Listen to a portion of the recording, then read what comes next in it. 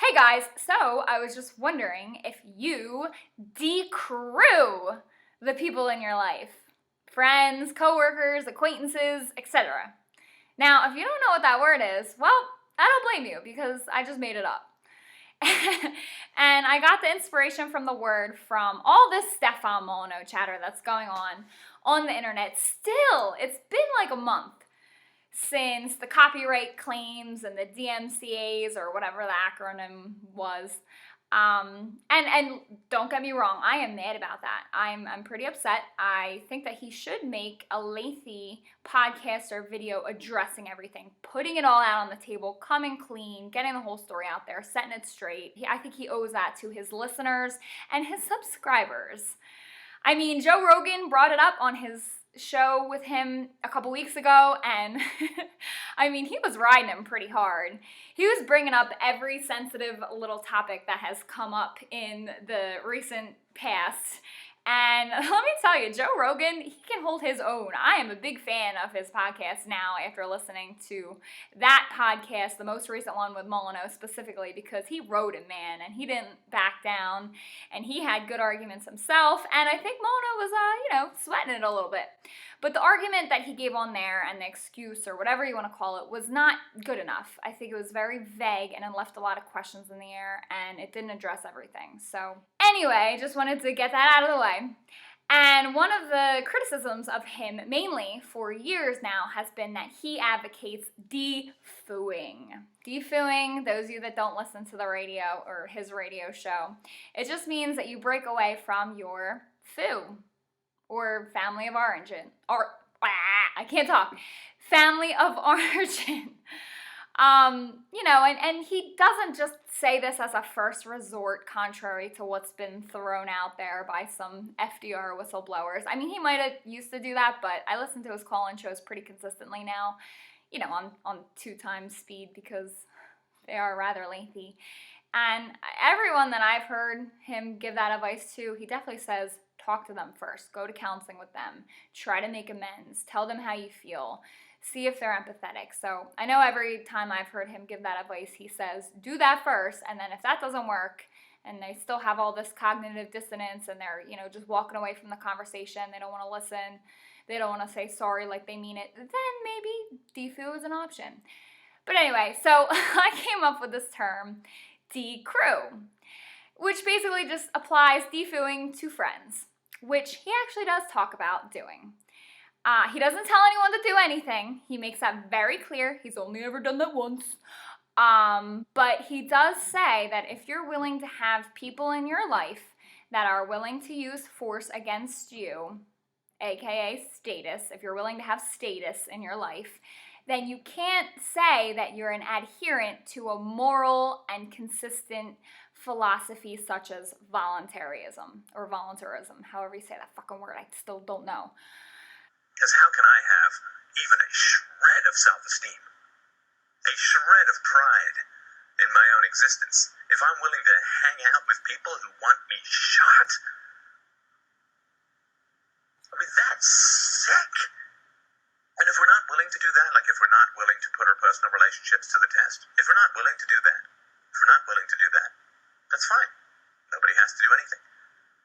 But don't imagine you have anything to do with libertarianism. And don't imagine that you have anything to do with virtue. So yeah, he's just basically saying that you're not serious about the principles within voluntarism if you're willing to have status in your life at all. And he has said that on lots of call-in shows, and he most recently said that on the Joe Rogan show.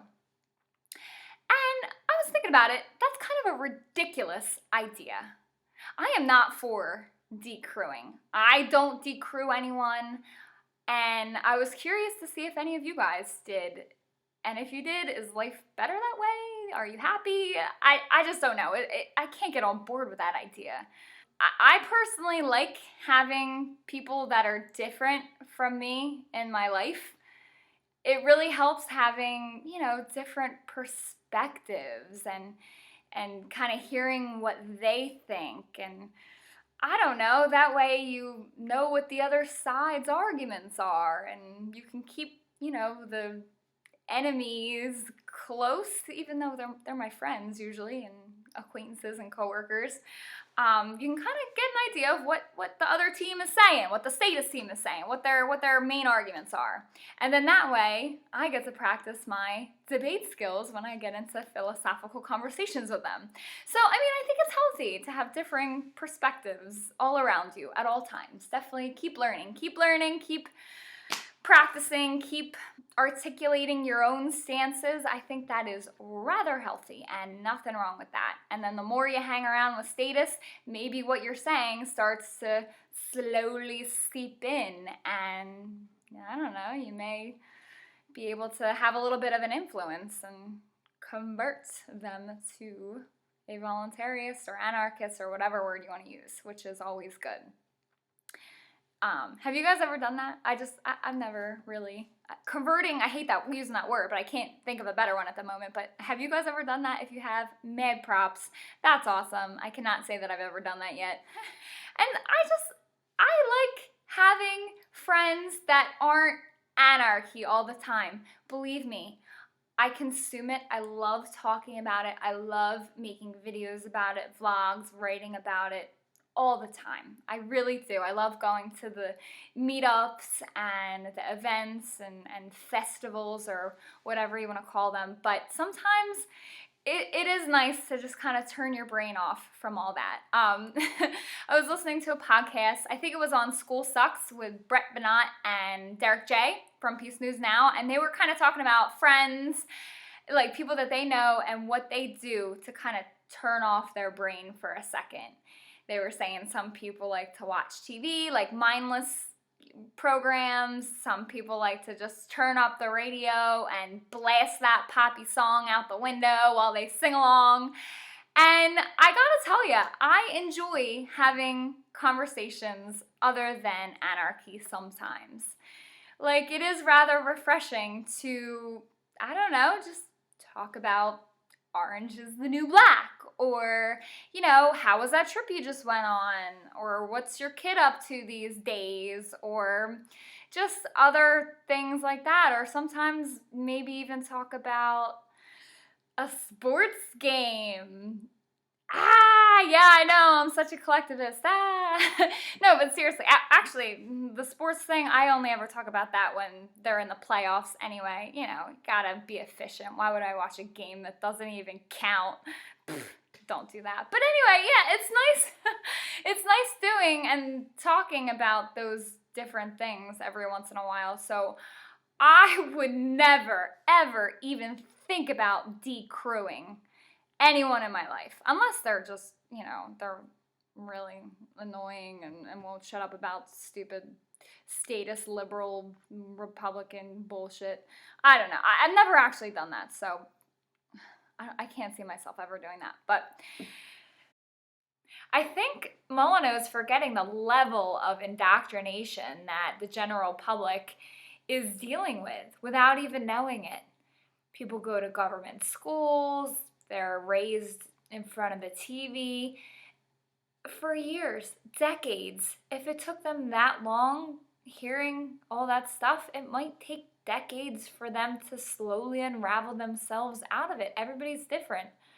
So, indoctrination, I'm kind of empathetic towards people that went through that, which was all of us. And I'm not just going to cut people out because they're still kind of dealing with it without knowing. Do you guys deCREW? Have you ever deCREWed anyone? What was it like? Why did you do it? Tell me all about it. And I will see you down there in the comment section below. Bye.